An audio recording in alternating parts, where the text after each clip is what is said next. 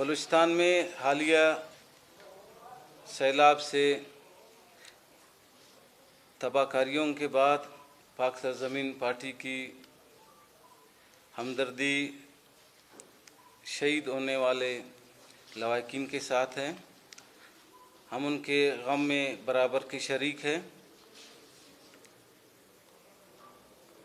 Relief operation में पाक फ़ौज के हेलीकॉप्टर हादसे पर पाक सरजमीन पार्टी अफसोस का इजहार करती है और ऑपरेशन में शहीद होने वाले कोर कमांडर कोयटा सरफराज अली और उनके साथी ऑफिसरान को शहादत पर खराज अकीदत पेश करती है और इस गम में उनके लवाकिन के साथ बराबर की शरीक है।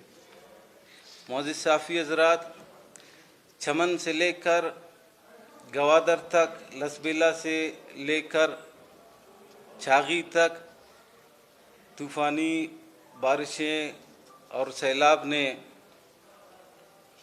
हर तरफ तबाही मचा दी।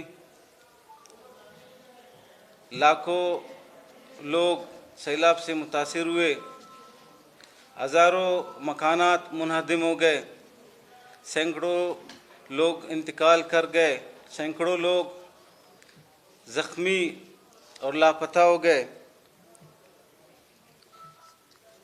ऐसे भी गांव बलूचिस्तान में है जहां पूरे गांव का गांव गिर गए सैलाब से, दर्जनों देहात ज़ेर आब आ गए, दर्जनों छोटे बड़े पुल्स टूट गए, डैम्स टूट गए, सड़कें टूट गए। बलूचिस्तान के लाखों लोगों का दारोमदार काश्तकारी और ज़राअत से है। ज़मींदारों की खड़ी फसलें, बागात, ट्यूबवेल्स तबाह हो गए। लोगों के माल और मवेशी मर गए। 2 हफ्तों तक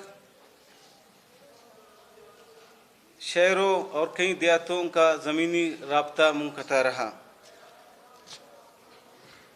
अक्सर डिस्ट्रिक्ट्स में मुंतखब नुमाइंदे और हुकूमती वज़रा नज़र नहीं आए।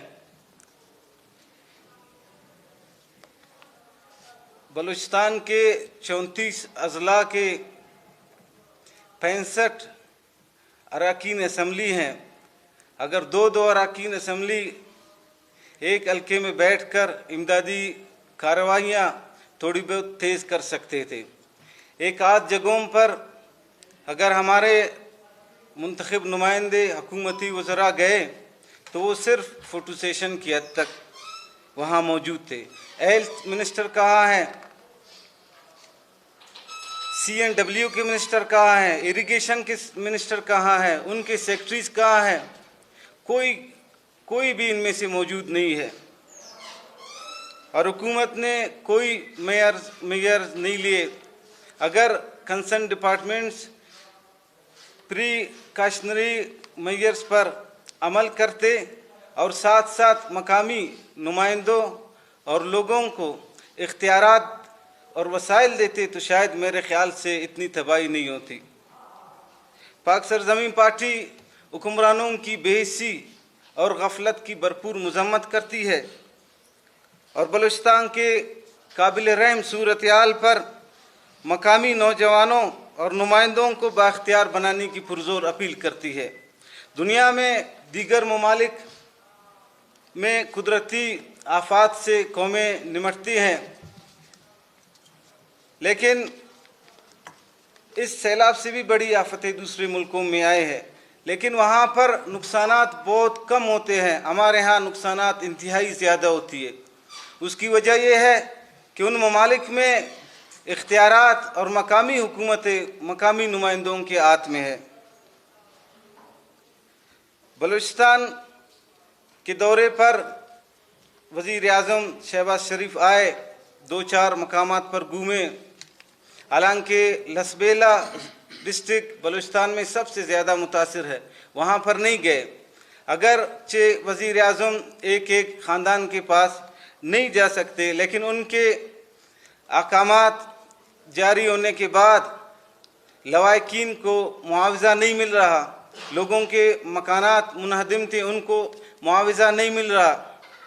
वज़ीर आला बलूचिस्तान और इनके हुक्काम, सरकारी हुक्काम, उनके नुमाइंदे सिर्फ प्रेस कॉन्फ्रेंसेस और ज़ुबानी जमा खर्च पर फ़र्ज़ अदा करने की मुतरादिफ इस अमल को समझते हैं, जो कि इंतहाई अफसोसनाक अमल है। गज़ब खुदा का, बलूचिस्तान में कोई भी मेडिकल कैंप अभी तक मौजूद नहीं है। पानी की अदम फराहमी की वजह से मुतासरीन गुर्दे के अमराज और वबाई अमराज में मुब्तला, ज़िंदगी और मौत की कशमकश में मुब्तला है। वज़ीर आज़म के दौरे के बावजूद PDMA, NDMA और NHA नज़र नहीं आ रहा, उनके वजूद तक नहीं है। यहाँ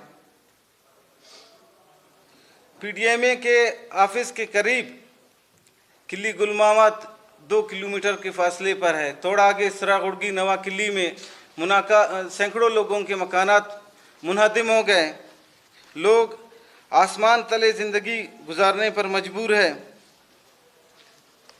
ये इदारे अपने दफ्तर के करीब अगर किसी को रिलीफ नहीं दे सकते हैं तो मेरे ख्याल से पूरे बलूचिस्तान को रेस्क्यू करना और रिलीफ देना इनकी बस की बात नहीं है। रिवायात की सरजमीन बलूचिस्तान रिवायात के अमीन समझा जाने वाला सरजमीन है, जहाँ पर हज़ारों ख़वातीन, मासूम बच्चे ज़मीन पर बैठ कर रातें गुजार रहे हैं। हम हुक्मरानों से उन्हें उनके मोहल्लात खाली करने का नहीं कह रहे, खुदा न ख्वास्ता। हम इन्हें आवाम को इनका हक और इख्तियारात हवाला करने का कह रहे हैं। मुझे मुख्तलिफ़ अज़ला से सोशल वर्कर्स के, पॉलिटिकल वर्कर्स के फ़ोन आते रहे। एक तो वो अपने बेबसी पर रोते रहे,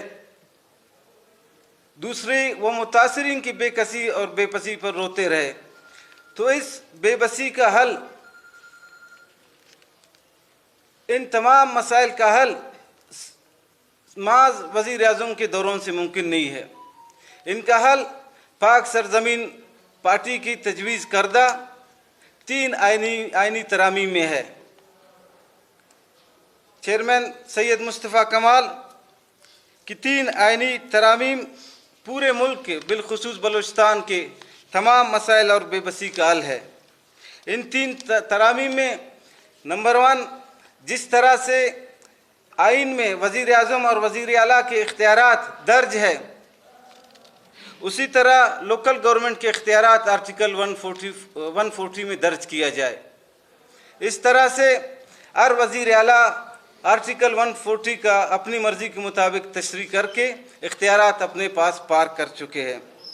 नंबर 2, ये जो NFC अवार्ड के बाद जो जितने पैसे एक बंदे के पास जा रहे हैं, वज़रा आला के पास जा रहा है, वज़ीर आला बलूचिस्तान ने तमाम फंड अपने पास रोक कर करप्शन करवा रहे हैं। तो इसी फार्मूले के तहत, जहाँ से जिस फार्मूले के तहत NFC अवार्ड के बाद हमें पैसे इख्तियारात मिल रहे हैं, सेम उसी फार्मूले के तहत प्रोविंशियल फाइनेंस कमीशन का इजरा करके प्रोविंशियल फाइनेंस कमीशन को, PFC को आइन में दर्ज किया जाए। नंबर 3, जब तक local government, elected local government मौजूद नहीं हो, MPA MNAs की और जनरल इलेक्शन नहीं हो सकती। ये आइन में दर्ज किया जाए। इसकी वजह यह है कि नाम नहाद जमहूरियत के अलंबरदार हुक्मरान जब भी आते हैं इलेक्शन जीत कर, ये 5-5 साल तक बल्दियाती इदारों के इंतखाबात नहीं कराते हैं, ताकि पैसे उनके पास रहे और वो करप्शन करें। हमारे हुक्मरानों की माजी की प्रैक्टिसेस की वजह से हमें ये दिन देखना पड़ रहा है। हुक्मरानों के ज़ुबानी दावों, तरक्याती मंसूबों के झूठ पर अगर हम कोई यकीन करे तो बलूचिस्तान पाकिस्तान का सबसे बेहतरीन सूबा और दुनिया का एक तरक्की याफ्ता सूबा बन जाता। लेकिन हक़ाइक़ इसके बरक्स है। आज बलूचिस्तान को बुनियादी सहूलियात के हवाले से इस खित्ते का बदतरीन इलाका करार दिया जा चुका है। कंसर्न इदारे CNW, इरिगेशन, पीडीए में, एनडीए में फ्लड कंट्रोल फंड का ऑडिट किया जाना चाहिए। आज बलूचिस्तान मुख्तलिफ हालात की वजह से, मुख्तलिफ सूरत हाल से हम निमट रहे। क़याम अमन आज मुमकिन नहीं है सूबे में। उसकी वजह यह है, अगर हमारे हुक्मरान, ये जो हुक्मरान है, इन्हें हमने बलूचिस्तान में बिठाए, ये चोरों को हमने चौकीदारी पे बिठाए रखा है। हमारे मुश्किलात बहुत ज़्यादा है, हमारे रिसोर्सेज कम है, लेकिन इतने कम नहीं जितना ये राग अलापते हैं। लेकिन हमारे हुक्मरान बहुत बड़े चोर और करप्ट माफिया है। तो इनका खात्मा किए बगैर, इनका ऑडिट किए बगैर बलूचिस्तान में तरक्की मुमकिन नहीं, बलूचिस्तान में अमन अमान मुमकिन नहीं। अगर इस हालात में भी नौजवान बंदूक नहीं उठाए तो किस तरफ जाएंगे? इस हालात में